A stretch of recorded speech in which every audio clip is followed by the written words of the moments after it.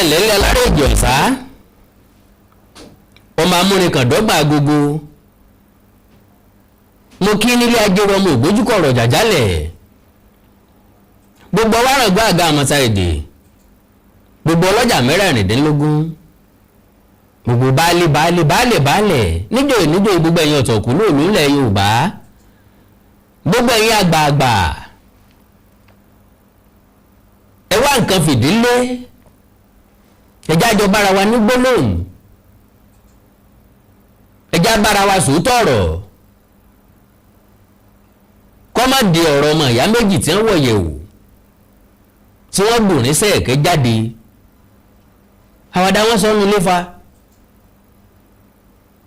ṣùgbọ́n bí wọ́n bá kóró jù tí wọ́n bá kóró ojú mọ́ra wọn òótọ́ ọ̀rọ̀ wọn bára wọn sọ nù lé àti má Láàfin tuntun jẹ ọba Akeem Abímbọ́lá Owoade ti gorí àpèrè àwọn baba ńlá baba rẹ̀ kádé ọpẹ́ lórí òun kábíyèsí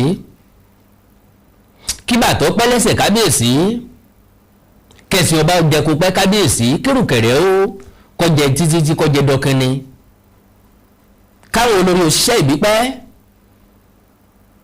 kábíyèsí kẹ́ẹ̀pẹ́ bí ewé àpẹ́ kẹ́ẹ̀tọ́ bí ewé atọ́ kẹ́ẹ̀gbó bí onígbógbó ti gbó kẹ́ẹ̀gbó bí onígbòǹgbò ti gbò kẹ́ẹ̀gbó bí àwọn àgbà kan tí wọ́n gbó títí fọmọ owó sóńdè tọmọ owó ọ̀hún ajẹ títí tó jẹ dọkẹni bẹ́ẹ̀ bá lùgbà ọdún lórí àpèrè àwọn baba ńlá yín ẹni ni.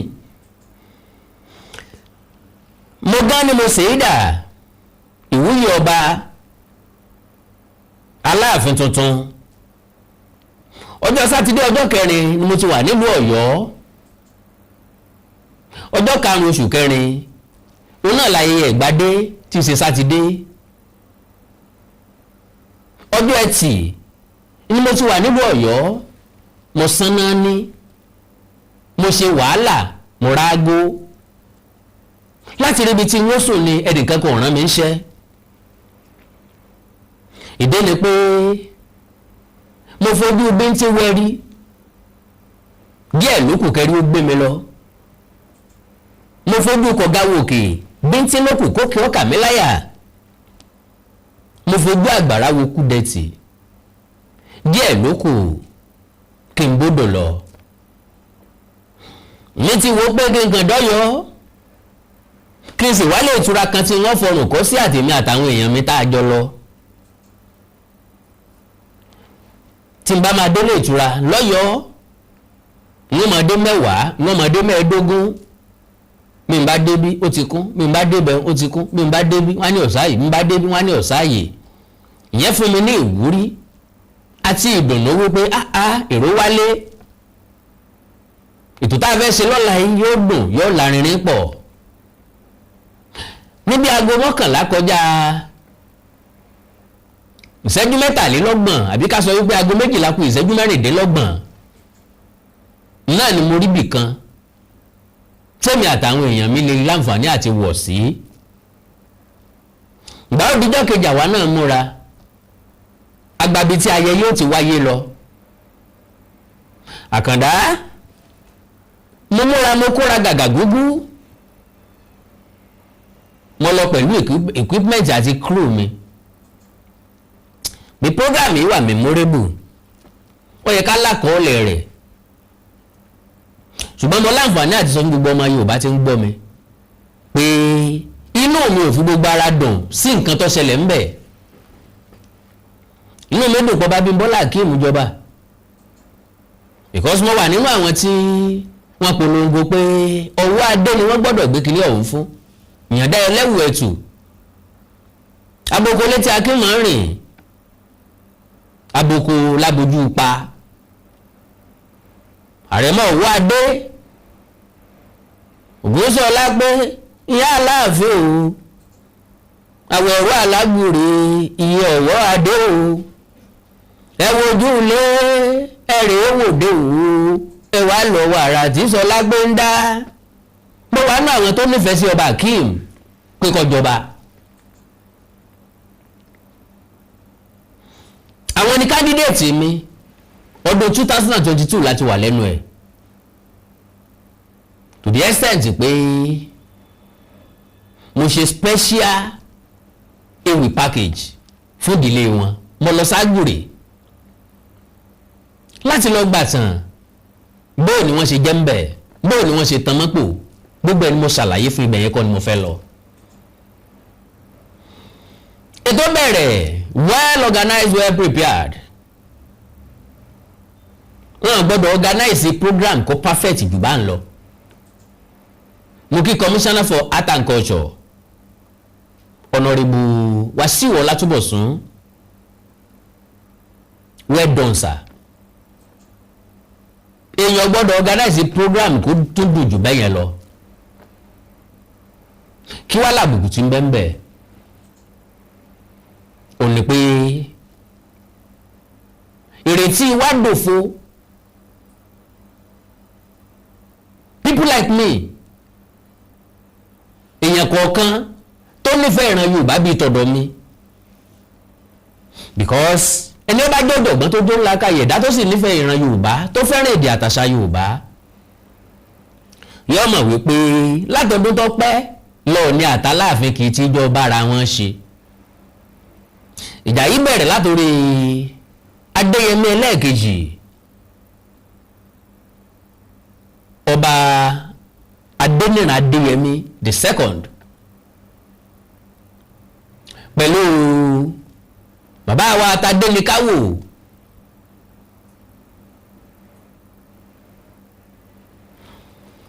ó tẹ̀síwájú dórí bàbá wa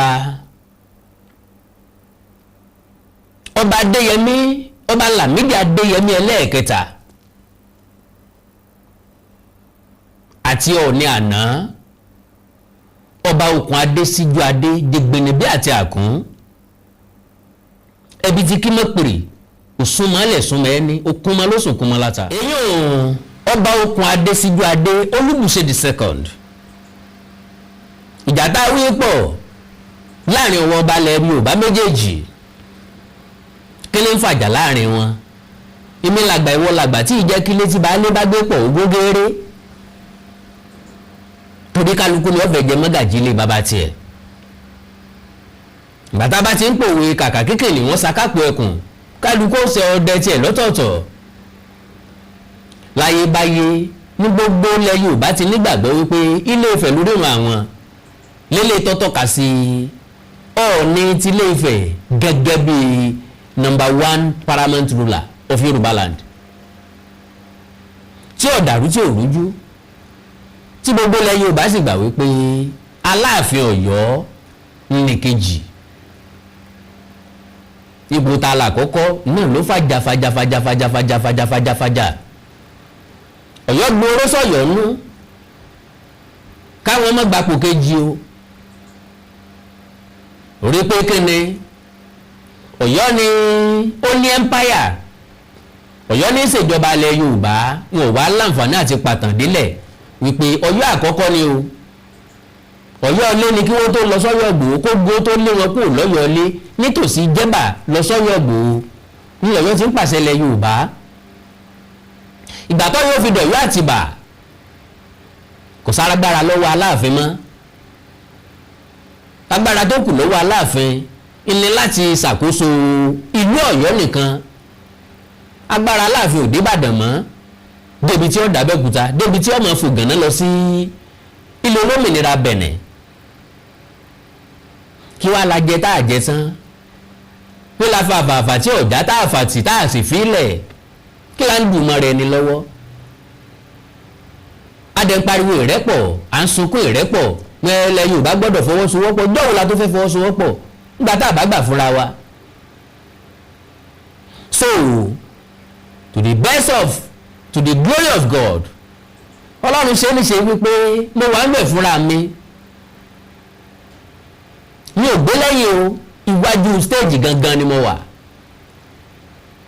mo lọ pẹ̀lú cameras gbogbo tó dẹ̀ ṣẹlẹ̀ ń bẹ̀ mo at least mo láǹfààní àti capture wọn bá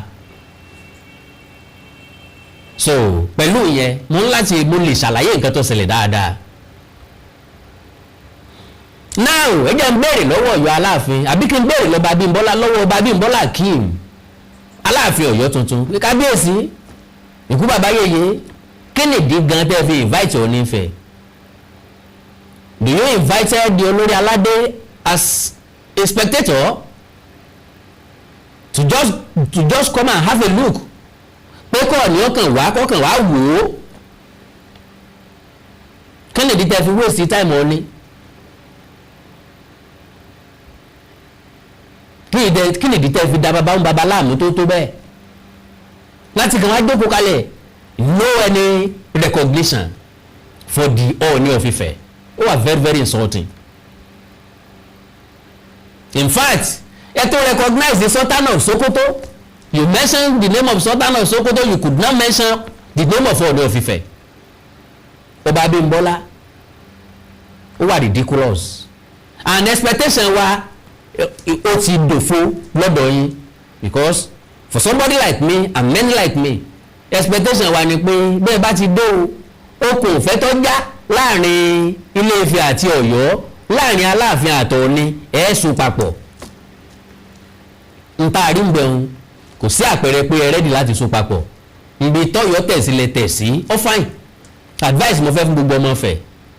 Ìkí wọ́n má ní lọ́kàn wípé àwọn àtọ̀yọ́ kan fẹ́ jọ ṣàṣepọ̀. To the best of my understanding. For nǹkan tó mo witness ń bẹ̀ yẹ o. Ayọ̀wọ́ bí yìí tọ́kọ́kọ́ kọrin. Ó ń pe Aláàfin lórí aládé. Tí wọ́n ti gbé lẹ̀ ni. Ayọ̀wọ́ bí yìí ó ń kí Asẹ́yìn, ó ń kí Oníkòyí. Kò rí Ọọ̀ni dárúkọ for a seconds.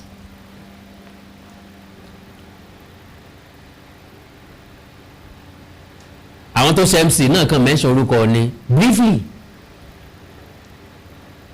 Nínú address Ọba Abímbọ́lá, expectation mi ni pé kò sí demand k'Aláàfin tuntun mention orúkọ Ọọ̀ni kó appreciate Ọọ̀ni fún wíwá. Gọ́vnọ̀ nìkan ló mention orúkọ Ọọ̀ni nígbà tó fẹ́ kí àwọn ọba, and then Chief Bayo Adelabu, the Minister of Power, ó mention Ọọ̀ni. Àwọn tó tẹ̀lé Aláàfin, olórí aládédé ó send the signal, ó send the message, ó pass message across ilẹ̀ Yorùbá. Àmọ́ tó ṣẹlẹ̀, àmọ́ tí ń bẹ ńlẹ̀, àmọ́ tó wà lọ́kàn yín. But that was not our expectation. Bí bẹ́ẹ̀ kọ́ irú Yorùbá ti lọ sọ́yọ̀ rárá.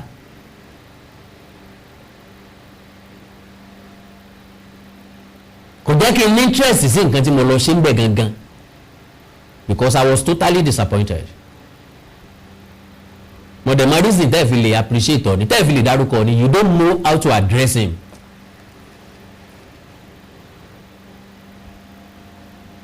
Ẹ mọ̀ bẹ́ẹ̀ ṣe fẹ́ address Ọọ̀ni.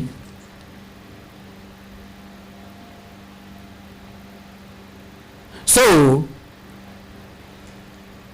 ẹni tó bá ń retí àjọṣepọ̀ fúnlẹ̀ Yorùbá bí ìgbà téèyàn yín àgbàdo sẹ́yìn gbá ni o. Ẹ̀gbá ọ̀gbá ti Ìbàdàn, Ìjẹ̀bú ọ̀gbá tọ̀yọ́, Òǹdó ọ̀gbá tèkìtì, Ifẹ̀ ọ̀gbá tọ̀yọ́, Ọ̀yọ́ ọ̀gbá tìfẹ̀. Ifẹ̀ tí ẹ̀ sì gbá tọ̀yọ́, Ifẹ̀ gbá tẹ́ everybody, Ifẹ̀ kó gbogbo ìlú mọ́ra. Ewúrẹ́ Ọọ̀ni rìṣà ò sọ pé òun ò sọmọ ìyá àgùntàn gbogbo yín ní sásẹ́yìn.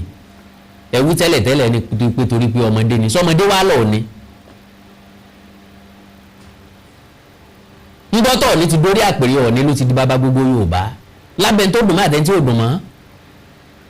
Gbàtẹ́ fẹ́ gbàgà Ọọ̀ni ń bẹ́ Àgbà Aláàfin lẹ́gbẹ́ sí. Ó ní Àsálàfin, then Sultan of Sokoto, I was there. Ká ní wọn sí mbẹ̀ ni kò ní dùn sọ lẹ́nu mímí ò ní mọ sísọ ẹ̀. Ǹjẹ́ ẹni mọ tán ṣẹlẹ̀ mbẹ̀, because mi ní mọ bá sí position, mi ní mọ tán sọ àti tí wọ́n sọ. And I trust bàbá mi, Ọọ̀ni wà ń bẹ̀, Ooni ò ní create scene, Ooni will never say anything, Ooni will never talk. Because níjọ́ tí wọ́n ti píìkì Ooni pé wọ́n fẹ́ jọ Ooni, ṣe ló dàbí ẹni pé wọ́n ti rí wájú kádàrá, wọn wo kádàrá kan tó píìkì Ooni. Ilé Ifẹ̀ rọ̀ nìyàn, ilẹ̀ Yorùbá láǹfààní ń rí Ooni mú. Ooni is very very accommodating, always accommodating. Ọba tí ò lẹ́nì kankan lọ́kàn nílẹ̀ Yorùbá, Ooni of Ifẹ̀ ni. Ọba Adéyẹyẹ ni Ṣàngó, ó sì jẹgbẹ́ni bí àti àkún. He doesn't have anything against anybody. Kò dẹ̀ fẹ́ ẹnìkan kọ́ bẹ́ẹ̀ nìkan kan jà.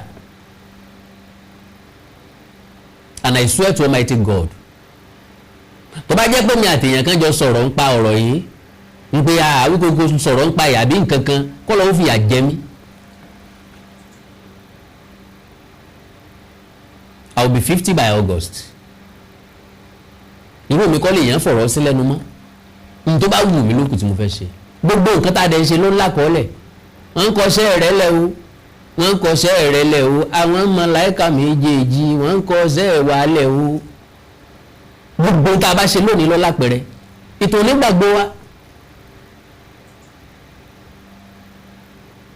So,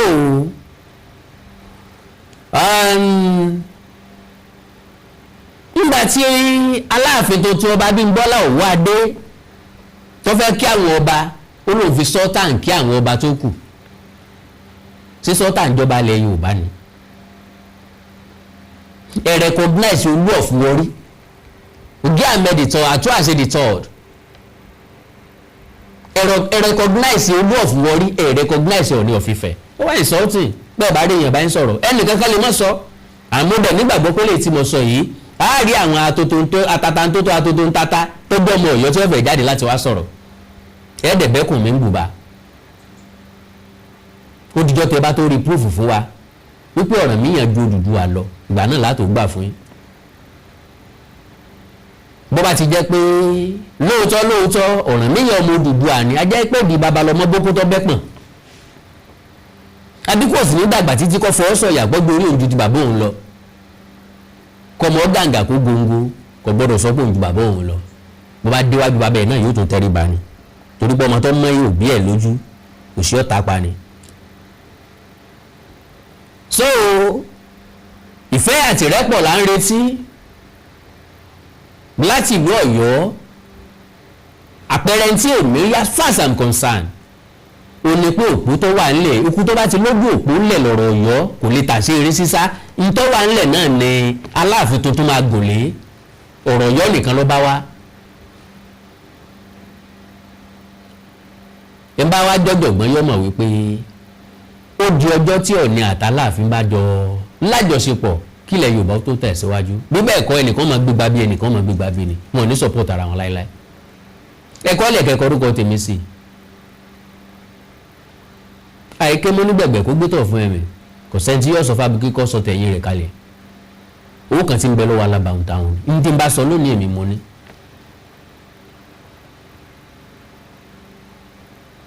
Bí mo ṣe fẹ́ràn ọba Owoade tó, bí mo ṣe fẹ́ràn Ọ̀yọ́ Aláàfin tó,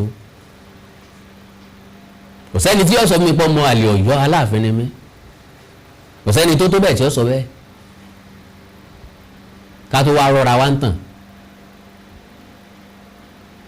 So, expectation mi ni pé gbólóhùn méjì ó yẹ kọ́ ni ó sọ ń bẹ̀rù.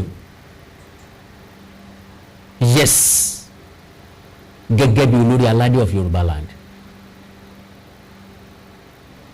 Ṣùgbọ́n torí ẹ̀fẹ́ gbà fọ́gá, ẹ̀fẹ́ gbà fásíwájú, ẹ̀fọ́ Ọọ̀ni láàyè. Pé ẹ̀fọ́ Ọọ̀ni láàyè láti sọ̀rọ̀ kọ́ ló gbé mi nù. Ẹ recognize Ọọ̀ni, ẹ ti kó Ọọ̀ni papọ̀ máwọn ọba tó kù. Kò buyì kún, kò buyì káwa, kò buyì kúnra Yorùbá. Yorùbá ní ẹ jẹ́ ká fi àpọ́nlé fún ẹni tí àpọ́nlé tọ́ sí. Bí bá ti wá rí pé Ọọ̀ni ọ̀tọ́ sápọ́nlé, then bàbá ẹlẹ́sìn ò tijú àti gbú ẹṣin kẹsẹ́nu, ẹṣin náà ò ní tijú àti dá bàbá ẹlẹ́sìn mọ́lẹ̀ ń gbàgede. Kí lè yan ọmọ jẹ́ táwọn ọ̀jọ̀gbọ́n. Mo dẹ̀ nígbàgbọ́ pé kò ní dáa ká máa drag lórí social media torí tẹ́nìkan bá jáde síta tó bá sọ nonsense máa kó jáde lọ́pọ̀lọpọ̀ kẹ́nìbọ̀dọ̀ ọ̀dẹ̀ má rí ní rí pé owó kóńkó ó ti ẹ̀jẹ̀ kọ́ bá tó jókòó ẹ ti yà ń ráṣìṣe rẹ̀ ẹ ti yà ń ṣe gbá ẹ ti yà ń ṣàwo ẹ mọ́ dájà lẹ̀ láàrin wọn o ìjà wo ni ò sí láàrin wọn tẹ́lẹ̀ ní bá a ṣe sọ́gbà yẹn náà ní tẹ́lẹ̀ ní ò sí jà láàrin wọn òtítọ́ tó ń jáde against ara wọn àwa dàgbà báwọn lẹ́nu ẹ̀ ni èyí ọba Adéyẹmí Lámídì àti ọba Síjú Adé Okùn Adé Ọọ̀ni lódó ló sọ pálàáfíà ló ń gbédé ọba Adéyẹyẹ ní Tògúnùsì lódó ló sọ pálàáfíà ló ń gbédé àtìrẹ́pọ̀ ó dẹ̀ bẹ̀rẹ̀ sí ní okùn tó ti já láàrin ọmọ Yorùbá láàrin àwọn ọba Yorùbá Ọọ̀ni dẹ̀ bẹ̀rẹ̀ sí ní jọyẹ̀ papọ̀ díẹ̀díẹ̀ nídẹ̀ ń so papọ̀ yóò lọ bí yóò so bí papọ̀ yóò so bí papọ̀ yóò so ẹjẹ́ àjọṣe ẹjẹ́ àsowọ́pọ̀ kílẹ̀ Yorùbá ó lè lọ wájú ẹ̀yin kan máa gbé ilẹ̀ ìwà rò pa fojú rẹ̀ wò ìtàn onígbàgbé yín fa nígbà tó bá Lámídì Adéyẹmí ẹlẹ́ẹ̀kẹta ti lọ tán sùn pẹ̀lú àwọn bàbá wọn bàbá ọ̀sán kú bàbá lògbà bàbá rílé ayé wá wọ́n rílé ayé gbé wọ́n rílé ayé ṣe ṣùgbọ́n wọn ò parí ìjà tí ń bẹ láàrin àwọn àti Ọọ̀ni àwa ń gbàdúrà pé ọba méjì yóò dé o kọ́lọ́ ń jẹ́ kó lè lájọṣepọ̀ pẹ̀lú Ọọ̀ni that was our prayer àdúrà wọ ọgbà ní gbogbo Yorùbá ọmọ wulẹ̀ tanra wọn àdẹ̀fẹ́ pretense àfẹ́ kán kẹ́nìyàn kó pretend káwá fẹ̀yìn sí rẹ ní níta ká máa wí nǹkan mìíràn lábẹ́lẹ̀ tàbí ká máa fa nǹkan mìíràn lábẹ́lẹ̀ kì í ṣe nǹkan tó dùn mọ́ wa nú àkàndọ̀rọ̀ Awíkonko Àjàó àrò Awíkonko aṣọ lójú ọlọ́rọ̀ bọ́lọ́rọ̀ bá gbọ́ kò sí bàbá alábàbà ọlọ́rọ̀ ṣe ọlọ́rọ̀ kan lè ṣàtúnṣe bọ́ bá wù ú ọlọ́rọ̀ sì lè máa bá lọ bẹ́ẹ̀ bọ́ bá wù ú níta bá ṣe lónìí ọlá ó béèrè ẹ̀ lọ́wọ́ wa ẹ jẹ́ n sáré tọrọ ìṣẹ́jú méjì péré o mò ń bọ̀. mo kí gbogbo etí tó ń gbọ́ wa nílé mo sì kí gbogbo ojú tó ń wò wá nílé pé ojú tẹ fi ń wò wá ò ní fọ́ etí tẹ sì fi ń gbọ́ wa ò ní di orúkọ tèmi ni Godwin tí gbogbo ẹ̀yin èèyàn mọ̀ sí ìyá Ìjẹ̀bú gẹ́gẹ́ bí ẹ ṣe mọ̀ ní ìṣe wa wípé ìlera yín òun ló jẹ wá lógún a tún ti dé bí a ṣe ń dé o gbogbo ẹ̀yin tí ẹ ní ìṣòro tó jẹ́ pé ọkùnrin tó dàbí obìnrin nínú ilé ọkùnrin tí ò lè ṣojúṣe ẹ̀ pẹ̀lú ìyàwó ẹ kàn sí iléeṣẹ́ Godwin ẹ̀yin tó jẹ́ pé pépà lẹ máa kà lálálẹ́ ẹ má ka pépà mọ́ ẹ kàn sí wa a ní pákéjì oríṣiríṣi fún yín a ní 3-in-1 a ní 2-in-1 fẹ́yìn ọkùnrin tó lè jẹ́ kẹ́ tó máa jẹ́ kẹ́ ṣe bó ṣe yẹ kẹ́ ṣe bákan náà ni ìṣòro tí a ń pè ní arthritis yìí ó ń ṣọkùnrin ó ń ṣobìnrin orúnkún ríro ìbàdí ríro ọrùn ẹsẹ̀ ríro ẹlòmíì ó lè jẹ́ osteoarthritis lónìí ẹlòmíì rheumatoid arthritis ẹlòmíì ìdẹ̀rẹ̀ kò ní lè bẹ̀rẹ̀ mú nǹkan lẹ̀ ẹlòmíì ò lè bẹ̀rẹ̀ kírun ó ṣeé ṣe kó jẹ́ sciatica ni ó ṣeé ṣe kó jẹ́ lumbar spondylosis ni ẹlòmíì ìdẹ̀rẹ̀ arthritis ni tó bá ti di pé ìbàdí ń ro ẹ̀ ò lè bẹ̀rẹ̀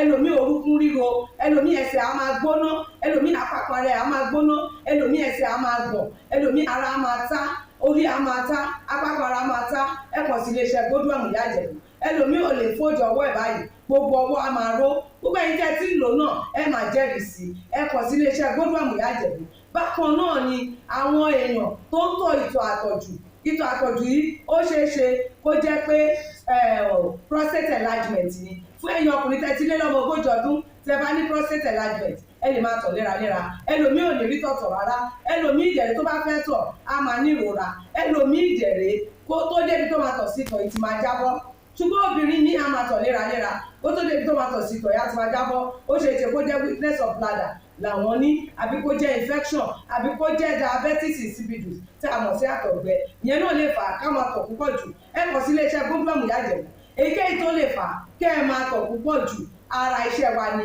lára iṣẹ́ tèmi jogún látọ̀dọ̀ bàbá mi àtọ́jú yín gbogbo ẹ̀ ó sì padà sí àyè ẹ̀ bó ṣe tó àti bó ṣe yẹ bákan náà ni àwọn tó ní hepatitis ooru inú ẹ̀dọ̀ ni ṣùgbọ́n tí hepatitis bá ti pẹ́ lára ó lè ba ẹ̀dọ̀ jẹ́ ó lè fà á kéèyàn ní enlarged liver ó dẹ̀ lè fa oríṣiríṣi ìṣòro sí ẹ̀dọ̀ yẹn ẹlòmíì á máa ní àmì bí kínú máa dùn bí kójú máa pọ́n kítọ̀ ẹ̀ máa pọ́n ẹlòmíì dẹ̀ kò ní rámì rárá bóyá lọ ṣàyẹ̀wò wá kàn sọ fún pé ó wà positive ẹ kàn sí wa ẹlòmíì ìdẹ̀rẹ̀ ó lè jẹ́ liver cirrhosis lòun ní èyíkéyìí tí ẹ ó ìbàjẹ́ ẹ kàn sí iléeṣẹ́ Godwin ìyá Ìjẹ̀bú bí mo ṣe sọ̀rọ̀ ẹ̀yin tẹ́ ní prostate ó jẹ́ prostate enlargement ni ó jẹ́ prostate cancer ni ẹ kàn sí wa pẹ̀lú ògo Ọlọ́run ẹ ní rí bákan náà mọ́ mo ti sọ fún yín gbogbo ìṣòro yòówù kẹ́ni ewé àti gbòǹgbọ́n mélé tí àwọn bàbá wa ń lò láyé àtijọ́ tá a ti gbé kalẹ̀ lọ́nà ìgbàlódé tó sì ṣe bẹbẹ lágbára òun là ń lò fún ọmọdé àti àgbà ẹ kàn sí wa ẹ ní kábàámọ̀ pẹ̀ ṣe bẹ́ẹ̀ ẹ̀rọ ìbánisọ̀rọ̀ mi ní 080-330-34777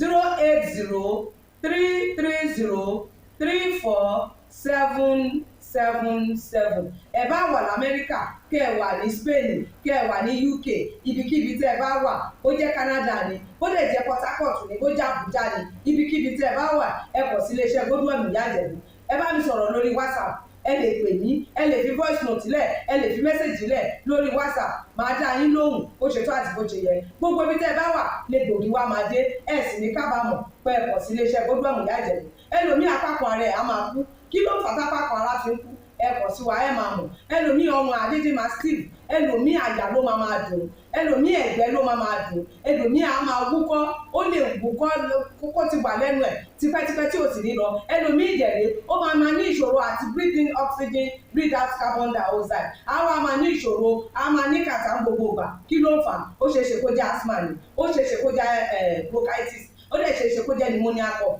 ìwọ ní tó bá ti kàn sí wa èyí tó bá jẹ́ nú ẹ̀ ló máa determine irú egbògi tá a lè kẹ́ra láti lè ṣe wa ẹ ṣe mọ̀ mo ti sọ fún yín o ẹ̀rọ ìbánisọ̀rọ̀ wa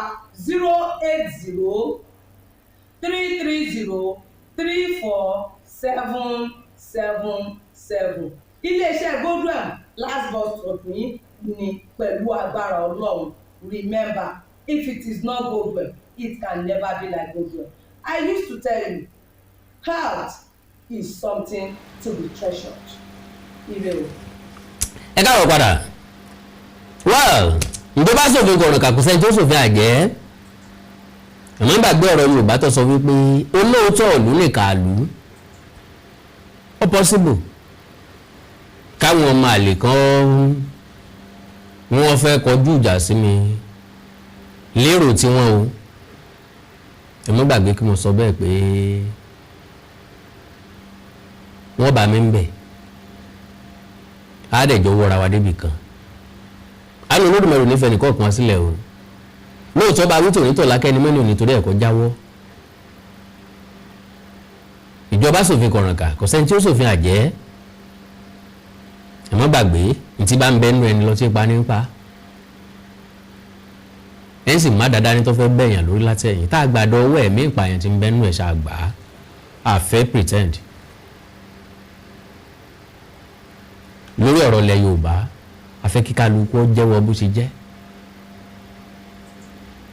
kálíbà mọ owó tá a fẹ́ fi jẹ́ ẹ like ẹ follow page mi lórí Facebook Awikonko TV ẹ subscribe sí YouTube channel mi Awikonko TV ẹ wá ní nǹkan pàtàkì tẹ́ fẹ́ kájọ sọ ẹ já sọ lórí WhatsApp +234-904-851-9362 +234-904-851-9362 èdè àti àṣà Yorùbá ò ní wọ́ mi o orílẹ̀-èdè Yorùbá ò ní dàrú ìlú ẹnìkọ̀ọ̀kan wa yóò tòrò mẹ́nimẹ́ni àjù àṣẹ o.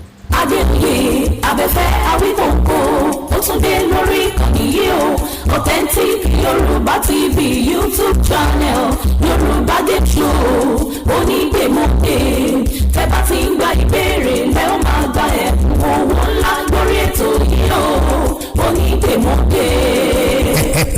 Adéyẹ abẹ́fẹ́ Awikonko gbàkúgbàkú wíwí èdè bàbá èdè ètò tuntun tó gbé jáde nílé yìí o onígbèmọ̀dé ẹgbọ́ tani dáhùn ìbéèrè Awikonko lórí ètò onígbèmọ̀dé kó gbowó ńlá 500,000 naira Yorùbá Game Show ní nípele jìpele lédè Yorùbá pọ́nbélé àṣà àti ṣe owó àtàṣàyàn ọ̀rọ̀ ìbéèrè ó ti máa jáde lọ́lọ́kan òjọ̀kan gbogbo ọmọ Yorùbá àtàtà káàkiri àgbáyé ó yá kájọ máa kẹ́kọ̀ọ́ kájọ máa kọ́ gbọmọgbọ́n lórí ètò tí Awikonko gbé kalẹ̀ lórí YouTube onígbèmọ̀dé authentic Yorùbá TV lẹ́ ó ti máa rí wo Awikonko onígbèmọ̀dé ta ló ní túbọ̀ tó tí ó dáhùn ìbéèrè gbogbo ńlá ìpàdé lórí ètò onígbèmọ̀dé kájọ máa fojú lóúnjẹ àyẹ̀jẹ lórí YouTube channel authentic Yorùbá TV láti ìgbàdégbà.